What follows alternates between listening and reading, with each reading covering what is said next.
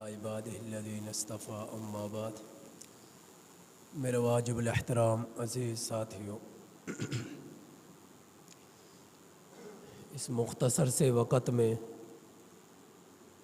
دو اہم مسائل کی طرف متوجہ کرنا ہے۔ ایک ماہ رمضان میں اور دوسرا ماہ رمضان کے آخر عشرے میں اعتکاف کا اہتمام کرتے ہیں، لیکن دونوں ہی چیزوں میں دیکھا جائے عمل کرنے والے عمل بھی بھرپور طریقے سے کرتے ہیں اور نا عمل کرنے والے کوتاہی بھی بھرپور طریقے سے کرتے ہیں۔ اللہ رب العزت نے جو مال ہم لوگوں کو دیا ہے، اس مال میں اللہ نے اپنا حق رکھا ہے اور بندوں کے حق اس مال سے وابستہ کر رکھے ہیں۔ اللہ جل جلالہ نے جو مال ہمیں دیا، اس مال میں سے 2.5% سال گزر جانے کے بعد زکوٰۃ نکالنی ہوتی ہے۔ ایک نفلی صدقات ہوتے ہیں جو آپ کم زیادہ جس طرح اللہ توفیق دیتے ہیں، اللہ کی مخلوق غریب، فقیر اور یتیموں اور مساکین پر خرچ کرتے ہیں حسب توفیق۔ اور جو مال اللہ کے رب العزت کی طرف سے جس مال پر زکوٰۃ فرض ہوتی ہے، اس سے جتنی مقدار فرض ہے 2.5% مال کے کل مال کے اعتبار سے، اس مال میں ہر حال میں اتنی زکوٰۃ نکالنی پڑے گی۔ اگر اتنی زکوٰۃ نہیں نکالیں گے تو گناہ گار ہوں گے، اور گناہ کیسا ہوگا؟ اللہ کے رسول صلی اللہ علیہ وسلم نے ارشاد فرمایا،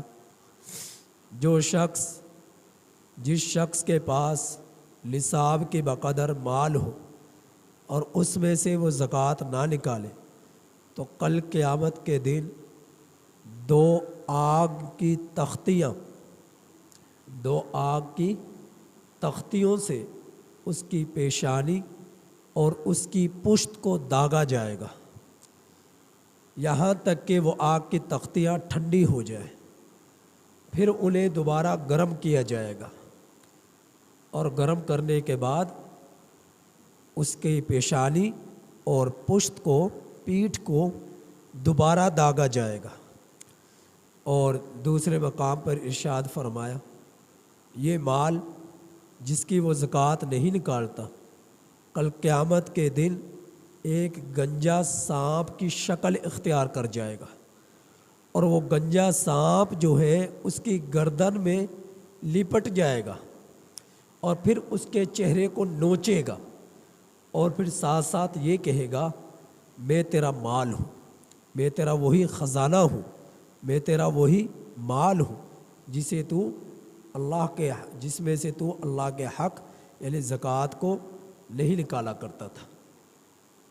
تو اس کی بہت سخت وعید ہے۔ اب زکوٰۃ فرض کس پر ہوگی؟ جس کے پاس نصاب کی بقدر مال ہو، اور نصاب کیا ہے؟ 52.5 تولہ چاندی۔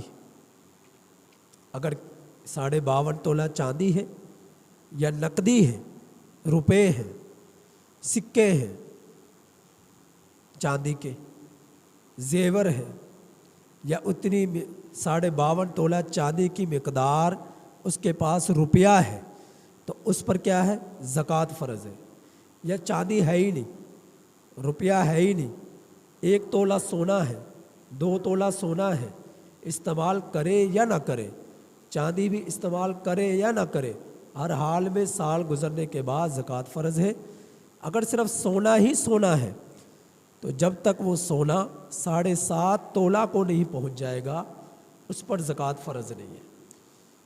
کسی کے پاس اگر سونا ہے لیکن چاندی بھی ہے، لیکن چاندی کی قیمت پہنچ رہی ہے 52.5 تولہ کو، کہ جتنی میں 52.5 تولہ آپ چاندی خرید سکتے ہیں اتنے پیسے آپ کے پاس موجود ہیں۔